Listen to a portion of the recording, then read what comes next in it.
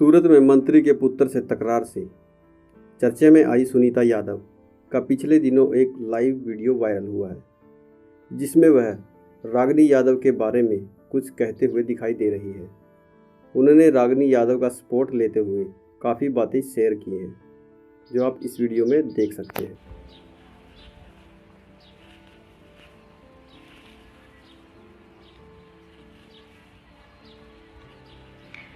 Right now we are 18.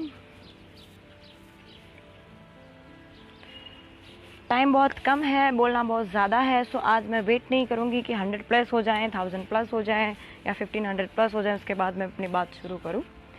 Right now 23, 25। Okay, जय हिंद to all of you. आज जो लाइव आने का ख़ास रीज़न है वो ये है कि जैसे ही मैं सुबह उठी, मुझे कहीं किसी ने एक लिंक शेयर करा था। बहुत अर्ली मॉर्निंग में उठ गई थी, पर मैं बाकी सारे क्या बोलते हैं कि एक्सरसाइज वगैरह ये वो ख़त्म करके जब मैं वॉकिंग के लिए निकली, तब मैंने अपना मोबाइल डेटा ऑन करा। तो जैसे मैंने ऑन करा, एक बहुत ही क्या बोल सकते हैं कि मतलब एकदम अंदर से रुला देने वाली, घायल कर देने वाली चीज़ मैंने देखी, जिसमें रागिनी यादव नाम की एक बंदी है। घायल शेरनी है, वो बंदी नहीं है, घायल शेरनी है, जिसका FB लाइव मैंने देखा और उसे देखते ही अंदर से खून खोल उठा। मैं नहीं चाहती लाइव आना, मैं नहीं चाहती लाइमलाइट में आना, मैं नहीं चाहती किसी भी कंट्रोवर्सी में फंसना, पर उसकी आवाज़ और उसका दर्द मुझसे सुना नहीं जा रहा, सहन नहीं हुआ। और मैंने ना चाहते हुए इस वक्त मैं लाइव आ रही हूँ। तो इसके बाद जो हो वो देखा जाएगा, लेकिन मुझे अपनी बात अपने फ्रेंड्स तक पहुंचानी है, अपने सपोर्टर्स लोगों तक पहुंचानी है। जो लोग मुझे मदद कर रहे हैं, जो लोग मुझे कह रहे हैं हम आपके लिए 24 घंटे अवेलेबल हैं, आपको जो भी हेल्प चाहिए मुझे कहिएगा। यूपी भी, मतलब पूरे भारत से लोग कांटेक्ट करने की कोशिश कर रहे हैं, तो मुझे उन लोगों तक अपनी बात पहुँचानी थी। और FB लाइव मुझे लगता है कि आज के दिन का जो है मेरे कॉन्टैक्ट लिस्ट में सबसे ज़्यादा अगर कोई मेरी बात अगर कहीं तक पहुंच पाई तो ये वो FB प्लेटफॉर्म है। सो यहाँ आके मैं लाइव आके मेरे सपोर्टर जो मेरी मदद करना चाहते थे, उन लोगों से मैं अपनी बात कहना चाहती हूँ। रागिनी यादव इस भ्रष्ट सिस्टम से पिछले 3 साल से फाइट कर रही है। जैसे ही मैंने उसका वीडियो देखा, FB लाइव देखा, उसकी आप पता नहीं, वो बंदी मेरे कांटेक्ट में नहीं है, अगर हो सके तो उस बंदी का कांटेक्ट करवाना मेरे से। वो पिछले 3 साल से जो है सिस्टम के खिलाफ फाइट कर रही है। उस घायल शेरनी को मैं तो यही कहूँगी कि सत्य जो है वो परेशान हो सकता है, लेकिन पराजित नहीं हो सकता। और उसे ये नहीं कहूँगी कि हिम्मत रखो, उसमें बहुत हिम्मत है। आप में अगर आप रागिनी जी, अगर आप देख रही हैं इस वक्त, मुझे लाइव में देख पा रही हैं, तो मैं आपको ये नहीं कहूँगी कि आप हिम्मत रखिए, आपके साथ कुछ नहीं होगा, ये आपके साथ कुछ भी हो सकता है। आप जो कर रहे हैं वो बिल्कुल सही तरीका है, बस ऐसे ही लड़ते रहिए। मैं आपके साथ हूँ। मैं आज जाहिर में कहना चाहती हूँ कि मैं आपके साथ हूँ। आप जो कर रहे हैं बिल्कुल सही कर रहे हैं। रागिनी यादव जो है वो एक यदुवंशी है। रागिनी यादव उनका नाम है, तो मैं उनके सपोर्ट कर रही हूँ। इसलिए नहीं कि वो एक यादव है, इसलिए भी नहीं कि वो एक OBC में आती हैं या फिर दलित समाज की है, नहीं। मैं सिर्फ इसलिए उसको मदद कर रही हूँ, मतलब ओपन सपोर्ट इसलिए कर रही हूँ क्योंकि वो एक भारत की बेटी है। मुझे ऐसा लगता है कि मुझ तक तो सिर्फ एक ही चीज़ पहुंच पाई है जो परेशान है। इसके अलावा भी मुझे लगता है कि अपने भारत देश में बहुत सारी बेटियां ऐसी हैं जिनके साथ अन्याय हो रहा है। तो मैं चाहती हूँ कि जो लोग मुझे मदद करने के लिए बात कर रहे हैं, जो लोग मुझ तक पहुँचने की बात कर रहे हैं, जो मुझ तक मदद पहुँचाने की बात कर रहे हैं, फाइनेंशियली मतलब मेंटली या फिर कोई भी हेल्प मुझ तक जो पहुँचाना चाहते हैं या चाहते थे या चाहेंगे, उन सब से रिक्वेस्ट है कि पहले आप रागिनी यादव को मदद कीजिए। अगर आप लोग उसको मदद करोगे तो मैं समझ जाऊँगी मेरी मदद होगी। मैं तो खुद इस सिस्टम का भाग हूँ। मैं खुद एक पुलिस डिपार्टमेंट में एक LR ऑफिसर हूँ। मैं इस काबिल हूँ कि मैं खुद अपनी फाइट लड़ सकती हूँ। मैं ये तो नहीं कहूँगी आपकी ज़रूरत नहीं है, पर मैं ये कह सकती हूँ कि मैं खुद कानून की रखवाली हूँ या फिर मेरा फ़र्ज़ है कानून का जो है वो कानून कायदे का पालन करवाना। तो अगर मैं लोगों को मदद कर सकती हूँ तो मैं खुद की मदद कर सकती हूँ, इतनी काबिल हूँ। लेकिन जो रागिनी यादव है, मैं चाहती हूँ कि आप सब लोग उनको हेल्प करें। मैं चाहती हूँ कि आप उनको हेल्प करें। आप जो भी मुझे मदद करना चाहते थे, आप लोग अगर उनको मदद कर देंगे तो मैं समझूंगी कि यस, आप लोगों ने मेरी मदद कर दी है। अब ज़्यादा तो मैं आपको क्या कहूँ, मैं ये कह सकती हूँ कि उस दिन मेरे साथ जो घटना घटी थी उस टाइम ही मैं ये प्रॉब्लम की सॉल्यूशन निकाल सकती थी। मेरे साथ जो हुआ उस दिन, वो तो सिर्फ 6 या 7 बंदे थे, 6 बंदे थे, वो तो सिर्फ 6-7 थे और 2 एक्स्ट्रा भी और देखने वाले आगे थे। कुल मिला के 6-7 बंदे वहाँ पे थे।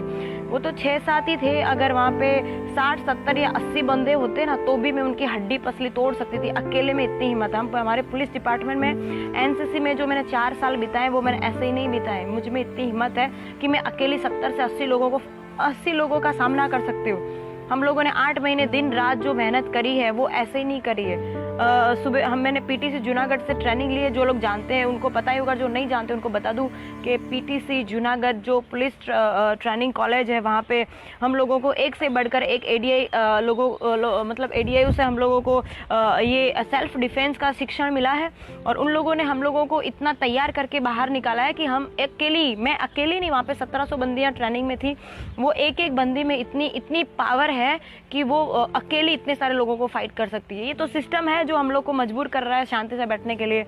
मैं ये आज खुल के कह सकती हूँ कि उस दिन मैंने यूनिफॉर्म पहन रखी थी और मैं मजबूर थी कि मैं कुछ ना कर पाई। लोग जो हैं वो ये कह रहे हैं कि इस बंदी ने गालियां दी, ये दी, वो दी। आप लोगों के सामने पहले भी कहा, अगेन आई रिपीट, कि सिर्फ गालियों वाली बात ही बाहर है। वो गालियों वाली बात भी मेरी ऑडियो जो है मेरी फ्रेंड ने बाहर निकाली।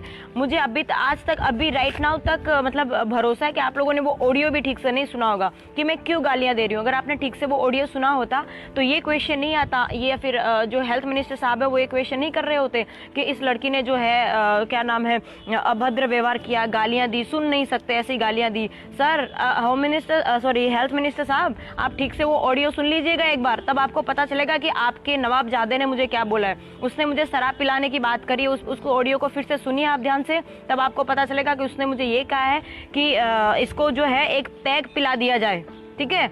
तो मैं कितना से मतलब हद होती है। मैं 1 घंटे से आपकी औलादों के साथ भेजामारी कर रही थी, 1 घंटे से आपके बेटे के लफंगे दोस्तों के साथ भेजामारी कर रही थी। जब मेरी बात ईमान पे आ जाती है, वो साले हरामियों की हाँ आज मैं खुल के बोल रही हूँ कि उन साले हरामियों की इतनी औकात कि वो लोग मुझे दारू पिलाने की बात कर रहे हैं, खुद साले हरामी पी के आए और वो लोग मुझे पिलाने की बात कर रहे हैं। शुक्र मनाओ मैं उस दिन वर्दी में थी, वरना आपका बेटा और वो जो उसके लफंगे यार थे ना कब तक टूट चुके होते, हाथ पैर और अपने सारे प्राइवेट पार्ट सब तुड़वा के जाते हरामी मुझसे। और ये चीज मुझे नहीं कहनी थी। मैं कानून में हूँ, मैं डिसिप्लिन में हूँ और पिछले 1 महीने से कह रही हूँ मैं डिसिप्लिन डिपार्टमेंट में नहीं बोल सकती। आप लोग मेरा मुंह क्यों खुलवा रहे हो?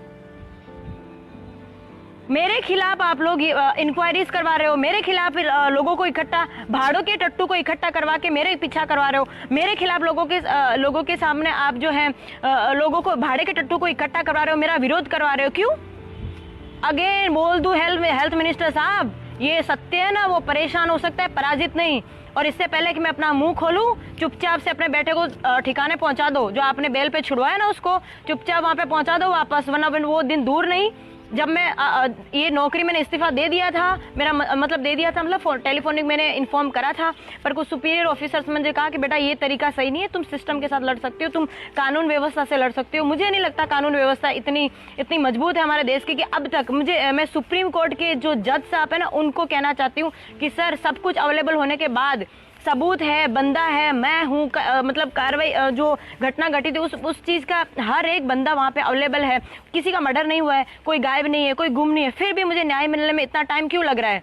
क्यों हमारे भारत देश की कानून व्यवस्था इतनी कमजोर क्यों है? क्यों किसी भी बंदे को या बंदी को जो है अपनी कंप्लेंट दर्ज करवाने के बाद चप्पल घिस जाए तब तक धक्के खाने पड़ते हैं? क्यों हमारे भारत सिस्टम का जो कानून व्यवस्था वो इतना कमजोर क्यों है कि बंदा जो है मतलब आज अगर कंप्लेंट करता है, आज अगर किसी लड़की के साथ बलात्कार हुआ है, वो अगर जाके वहां पे कंप्लेंट करती है तो जब तक उसका रिजल्ट आता है तब तक वो बंदा मर चुका होता है।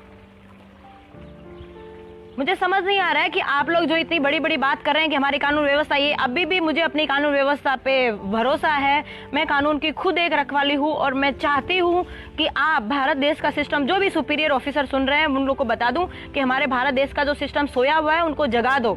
जो 11 बजे ऑफिस जाते हैं और 12 बजे कोर्ट में, 11 बजे कोर्ट में पहुंचते हैं ना, उन लोग को बताओ कि हम लोग भारत देश में रहते हैं, हमारी सुबह 4 बजे होनी चाहिए। ये कोई फॉरेन कंट्रीज नहीं है जो आप लोग 10 बजे तक सोते रहते हो। आप लोग सो, मुझे उससे भी मतलब नहीं है, 12 बजे तक सो, पूरे दिन सो, आपकी लाइफ है। लेकिन मेरे साथ जो हो रहा है, मेरे जैसी हजारों लड़कियों के साथ जो देश में हो रहा है, वो होना बंद नहीं होगा तो मैं छोड़ दूंगी ये नौकरी और उतर जाऊंगी बगावत पे। जिसमें हिम्मत हो रोक लेना मुझे। अभी भी रिक्वेस्ट कर रही हूँ, हाथ जोड़ के रिक्वेस्ट कर रही हूँ हमारी कानून व्यवस्था पे, हमारे सुपीरियर ऑफिसर से, हेल्थ मिनिस्टर होम मिनिस्टर साहब से, डिफेंस मिनिस्टर साहब से कि सर आप क्या कर रहे हैं? हमारे भारत देश की लड़कियां सुरक्षित नहीं है, हमारे भारत देश की बेटियां सुरक्षित नहीं है, आप क्या कर क्या रहे हैं सर? नरेंद्र मोदी सर, माननीय श्री नरेंद्र मोदी साहब से मैं ये कहना चाहती हूँ कि मेरा ऐसा माना कि सुपीरियर पावर आपके पास है सर। आप जो है वो मंदिर बनवा रहे हैं सर, बहुत बड़ी बात है। मैं बहुत खुश हुई इस चीज़ को लेके कि जो लोग ऐसा कह रहे थे मंदिर बनेगा तो ये होगा वो होगा, उन सारे कमीनों की आपने आवाज़ बंद करके आज आपने मंदिर बनवा दिया। तो आप अगर ये कर सकते हो तो मेरा मानना है कि आपके लिए बहुत छोटी सी बात होगी हमारे भारत देश की जो बेटियाँ उनकी सुरक्षा करना। सॉरी सर अगर मैं ज़्यादा कुछ बोल रही हूँ, अगर मेरे बोलने में अगर आप लोगों को लगता है कि मैं अपने दायरे से बाहर जा रही हूँ तो माफ़ कीजिए सर, लेकिन मैं मजबूर हो गई हूँ। एक रागिनी, आज सुबह ही मैंने देखा एक रागिनी यादव नाम की जो घायल शेरनी है, बंदी या लड़की नहीं कहूँगी, घायल शेरनी या फिर हमारे देश की बेटी पिछले 3 साल से इस सिस्टम के साथ फाइट कर रही है। इस सिस्टम से परेशान हो गए। कुछ खाकी वाले हैं जो उसने ऐसा कुछ उसे गालियां दी जा रही है, उसे गंदी गंदी गालियां दी जा रही है, कुछ हजारों बार गालियां दी जा रही है। कहाँ गए ये लोग? ये जो यूपी बिहार और एमपी के जो मुझे यादव जो हैं वो मुझे सपोर्ट करने की बात कर रहे हैं। सर आप मुझे बाद में सपोर्ट कीजिएगा, पहले आपके घर में जो आग लगी है, आपके घर में जो अंधेरा है या फिर आपके आंगन में आपके पैरों में जो अंधेरा है ना, उसमें आप ध्यान दीजिए। पहले आपके घर की बेटियां सुरक्षित नहीं है, आपके राज्य की बेटी सुरक्षित नहीं है और आप मुझ तक गुजरात तक पहुंच रहे हैं मदद करने के लिए। पहले आप सबसे हाथ जोड़ के रिक्वेस्ट है कि पहले आप अपने पैरों में जलती आग देखिए, गांव में जलती आग बाद में देखिए। आप गुजरात तक पहुंच रहे हैं मुझे मेरी मदद करने के लिए, पहले आप अपने राज्य का और अपना देश का, अपने राज्य का और अपने जिले का तो देखिए पहले। ठीक है, कोई बात नहीं, आप लोग मेरी मदद के लिए आ रहे हैं, आप सबका धन्यवाद है कि आप मेरी मदद के लिए आ रहे हैं। पर मैं आपको कहना चाहती हूँ कि मैं तो इस काबिल हूँ कि मैं अपने आप की मदद कर लूंगी, लेकिन वो बेटी भी इस काबिल है। वो अकेली शेरनी पिछले 3 साल से उन हरामियों के साथ लड़ाई कर रही है, वो उसे गालियां दे रहे, गंदी गंदी गालियां दे रहे, फिर भी उस सिस्टम के साथ, लोगों के साथ फाइट कर। कुछ पुलिस वाले गद्दार, यस आज मैं कहना चाहती हूँ, कुछ पुलिस वाले गद्दार जो नौकरी और खाते सरकार के हैं और गुलामी करते हैं इन भ्रष्ट नेताओं की। सभी नेताओं को मैं ऐसा नहीं कहती, लेकिन जो भ्रष्ट नेता है ना, उन लोगों की गुलामी करते हैं। शर्म करो, आप लोग ऐसे खाते हो सरकार की और बजाते हो इन लोग की। ये लोग राजनेता वगैरह जो भी कुछ है ना, वो देश के सेवक हैं। पहले जनता है, सर्वोपरि जनता है, जनता पहले है, उसके बाद में सिस्टम है, उसके बाद में सब लोग है। सिस्टम है ना, वो लोगों के लिए, लोग नहीं है सिस्टम के लिए। तो आप सब लोगों से हाथ जोड़ के रिक्वेस्ट है कि रागिनी यादव है, वो यादव है इसलिए नहीं, पर वो भारत देश की बेटी है, अकेली लड़ रही है। आप लोग उसकी मदद ना कर सको तो कोई बात नहीं, कम से कम उसके रास्ते में जो पत्थर बिछा रहे हो वो ना करो। और ये जो ऑफिसर्स उसके खिलाफ जो कंप्लेन दर्ज कर रहे हैं, उसे जेल में डालने की बात कर रहे हैं, उसे धमका रहे हैं, उसको मर्डर करने की बात कर रहे हैं, रेप करने की बात कर रहे हैं, सालों कमीनों हरामियों, तुम लोगों की इतनी हिम्मत जो भारत देश की बेटी के साथ में ऐसा व्यवहार कर सकते हो। वो दिन दूर नहीं जब मैं और मेरी जैसी हजारों लड़कियां बाहर आएंगी तो तुम लोगों की हड्डी पसलियां एक कर देंगी। समझ में आ रहा है आप लोगों को मैं क्या कह रही हूँ? इससे पहले कि मैं अपना आपा खो बैठूं, मैं अपने शब्दों पे अभी भी मैं कंट्रोल रखना चाहती हूँ। मैं नहीं चाहती कि जो है किसी भी नहीं, चलो मैं नहीं डरती किसी भी, कुछ भी, जहाँ जिसको फंसाना है फंसा ले, ठीक है, जिसको जो बिगाड़ना बिगाड़ ले। मैं सुनीता यादव और राइट नाउ मैं जैसलमेर राजस्थान में हूँ, जिसके बाप की जो हिम्मत हो उखाड़ ले, ठीक है। मुझे यकीन है अभी भी भारत देश की कानून व्यवस्था पे, भारत देश की जो है, हाँ मैं तो ये कहना चाहती हूँ, ये कहाँ गए स्त्री सशक्तिकरण वाले, बाल विकास वाले, ये वो जो मुझे कांटेक्ट कर रहे हैं, कहाँ हैं आप लोग? मानव अधिकार वाले कहाँ हैं? कहाँ आप लोग अभी? कहाँ हैं? कहाँ सो रहे हैं क्या? नींद नहीं टूटी क्या आप लोगों की अभी तक?